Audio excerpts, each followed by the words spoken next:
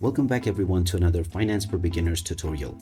In this video, I'm going to show you how you can change your account password on the BitMart Crypto Trading App. So let's get started right away. First of all, open up the BitMart application on your device. And once you have logged into your account, you will end up within the homepage. From here, tap on the menu icon at the top left corner, and then tap on the arrow button alongside your email address. You will then see the Change Password button. Go ahead and tap on it. And now you will first need to enter your current password within the old password section. After typing it in, you can now enter your desired new password.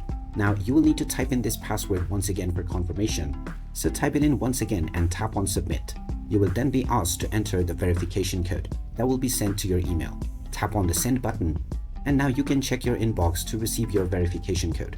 Once you find this code, you can type it in within the given box and now tap on confirm.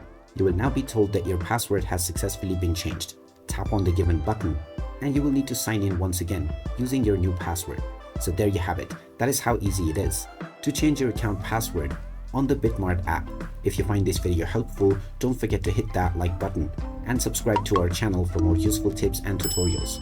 Thanks for watching, and I will see you again in the next one.